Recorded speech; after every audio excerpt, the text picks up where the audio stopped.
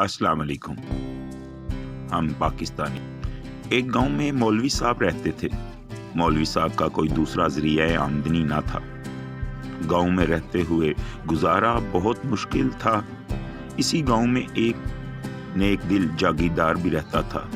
इस जागीरदार ने जमीन का एक टुकड़ा मौलवी साहब को हदिया किया कि वैसे भी सारा दिन आप फारग होते हैं तो खेती बाड़ी करें ताकि गुजारा अच्छा हो।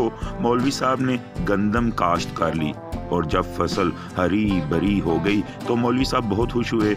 इसलिए दिन का अक्सर वक्त खेत में ही बैठे रहते और फसल देख देख कर खुश होते। लेकिन अचानक एक नागहानी मुसीबत ने इनको आन घेरा। गांव के एक आवारा गधे ने खेत की राह देख ली। गधा रोजाना खेत में चरने लगा। मौलवी साहब ने पहले तो छोटे मोटे सदके दिए, लेकिन गधा कहाँ मना होता है। फिर इसने मुख्तलिफ सूरतें पढ़ के फूंकना शुरू कर दी, लेकिन गधा फिर भी टस से मस नहीं हुआ।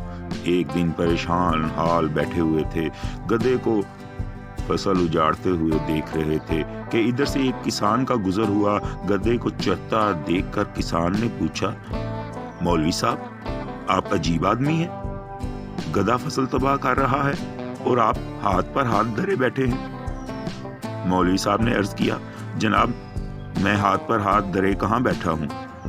अभी तक एक मुर्गी एक बकरी का बच्चा सदका दे चुका हूँ और कल से आधा कुरान शरीफ भी पढ़कर फूंक चुका हूँ, लेकिन गधा हटता ही नहीं है। मुझे तो ये गधा कोई काफिर लगता है जिस पर कोई शय असर नहीं करती।